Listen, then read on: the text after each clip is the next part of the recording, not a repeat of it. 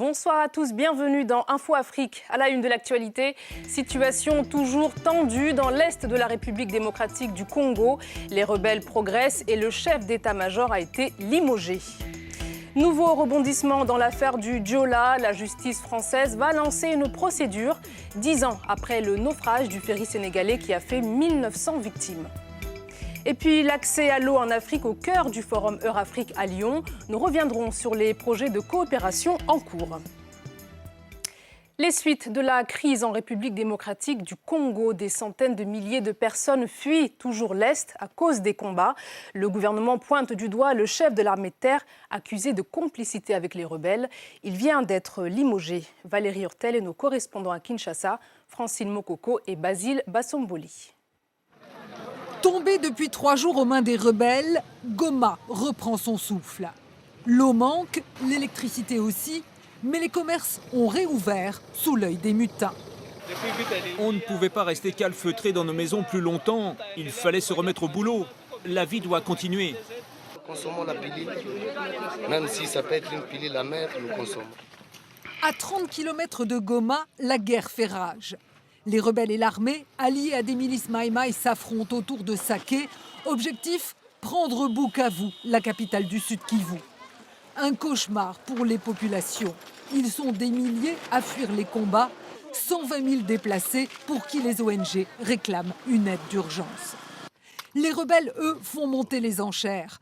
Pas question d'arrêter l'offensive tant que le gouvernement refusera de négocier. La porte semble s'entrouvrir. Les revendications qui ont été mises en exergue par les mutins du M23 feront l'objet d'un réexamen par divers partenaires avant que ne soient envisagées des discussions. Autre coup dur pour le gouvernement, le patron de l'armée de terre vient d'être épinglé par l'ONU. Il aurait vendu des armes aux rebelles. Gabriel Amissi, ex-rebelle lui-même, a été suspendu.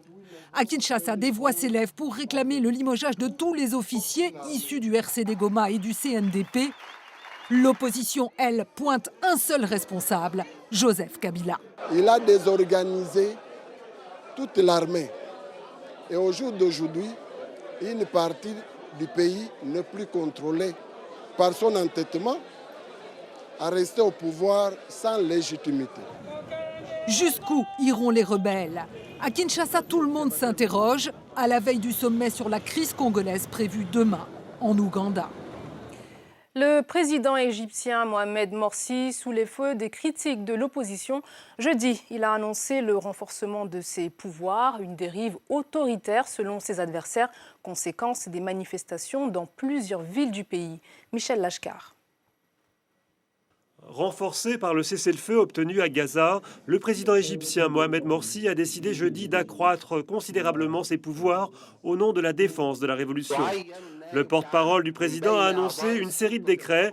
Désormais, les décisions et lois émises par le président Morsi ne pourront plus être censurées par la Haute Cour de justice. Et cela tant qu'une nouvelle constitution ne sera pas écrite. Mohamed Morsi a également limogé le procureur général désigné par l'ancien régime. Un nouveau procureur général sera nommé par le président de la République. Il sera choisi parmi les membres de la magistrature pour une période de 4 ans. Aucune autorité judiciaire ne pourra plus dissoudre le comité et l'Assemblée chargée d'élaborer la Constitution. L'opposition a immédiatement manifesté jeudi soir au Caire. Ils accusent le président Morsi d'anéantir l'indépendance de la justice et de cumuler les pouvoirs exécutifs et législatifs, le Parlement ayant été dissous en juin dernier. Il vient aujourd'hui limoger le procureur général et installer à sa place un procureur issu des frères musulmans. Il délégitime ainsi l'autorité judiciaire après avoir pris le contrôle de l'armée et des forces de police. Des partisans de Mohamed Morsi ont également manifesté jeudi soir pour soutenir le président et défendre la révolution. Des violences ont également été signalées à Suez, Ismaïlia et Port Saïd. Au Sénégal, Karim Wade a de nouveau été entendu par la gendarmerie dans le cadre d'une affaire de détournement de fonds. Le fils de l'ancien président sénégalais est ressorti libre après 15 heures d'interrogatoire. À l'extérieur, la tension était palpable entre ses partisans et ses opposants. Karim Wade était entendu pour la deuxième fois et pour le moment, on ignore si des charges sont retenues contre lui. L'espoir des familles des victimes du Joola, ce ferry sénégalais qui a fait naufrage il y a 10 ans. Classé sans suite par la justice sénégalaise, le dossier sera bientôt rouvert en France. Une première victoire pour les familles de victimes. Reportage de Gabriel Lorne et Massimo Bugarelli. 2 jeunes filles du village de Saint-Arnoux, en Yvelines, ont perdu la vie dans le naufrage du Joola au Sénégal en 2002. Les parents d'une d'entre elles, Claire, a créé l'association des familles des victimes du Joola en France. Elle a déposé plainte pour homicide involontaire et se bat pour qu'une enquête soit menée en France. Après une décennie de bataille judiciaire, la Cour de cassation de Paris a rejeté cette semaine les demandes sénégalaises d'annulation de la procédure française. Nous avons perdu notre fille qui était partie avec son amie d'enfance, 2 jeunes filles de 20 ans, mais toutes les familles qui ont été décimées là-bas, cette souffrance que j'ai partagée. Aujourd'hui, on a besoin de cette justice et elle a été bafouée. Bafouée par la justice sénégalaise qui a prononcé un non-lieu dès 2003, selon la famille Verchatz.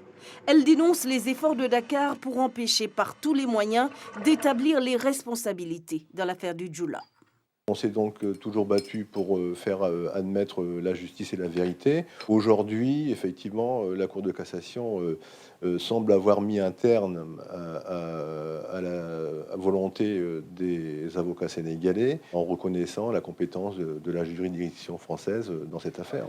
Après la décision de la Cour de cassation française, le Sénégal reprend pourtant l'argumentaire de l'incompétence de la France pour s'opposer à l'enquête française dans l'affaire du Joola.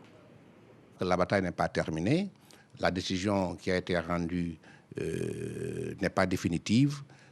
Nous pouvons à nouveau saisir d'autres juridictions telles que la chambre d'instruction près de la cour d'appel de Paris.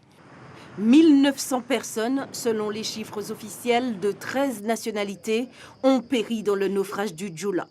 Les mandats d'arrêt émis par la justice française en 2008 contre des hauts responsables sénégalais à l'époque ont provoqué le courroux de Dakar. La bière et le téléphone boycottés au Burundi. Pendant 2 jours et à l'appel de l'opposition, les Burundais étaient invités à ne plus consommer ces produits. Objectif, pénaliser l'État qui perçoit beaucoup de taxes sur la bière et le téléphone. L'opposition veut aussi dénoncer la répression dont sont victimes ces militants.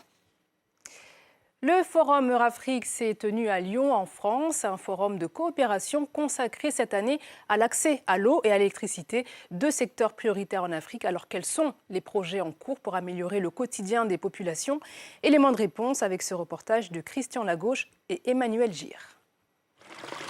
Partout sur la planète, l'eau c'est la vie et plus encore en Afrique. Depuis 12 ans, le Forum Eurafrique réunit à Lyon tous les décideurs politiques, experts, bailleurs de fonds, entrepreneurs africains et européens pour faire le point sur le suivi des projets en cours et la mise en place de nouvelles réalisations dans les 2 secteurs prioritaires en Afrique, l'eau et l'électricité. Nous avons un certain nombre de réalisations, que ce soit au Sénégal, au Mali, sur les stations de pompage, sur les centrales au Congo. Mais nous avons vraiment, j'ai dit, tous les pays qui viennent d'année en année ont des projets de maintenance ou de formation à Lyon, ici sur leurs projets identifiés. Aujourd'hui encore, en Afrique, 2 habitants sur 3 ne bénéficient pas d'une alimentation directe à l'eau potable et à l'électricité. Avec du vent et du soleil, des technologies simples permettent, comme ici au Maroc, de traiter 1500 litres d'eau potable par jour en site isolé, en accord avec les recommandations de l'OMS. Objectif de l'édition 2012, réduire les coûts de réalisation, doter l'Afrique de capacités de production, créer des emplois et satisfaire 90% des besoins à l'horizon 2025 en mutualisant les besoins et les moyens de chaque pays. Une idée lancée par le ministre gabonais.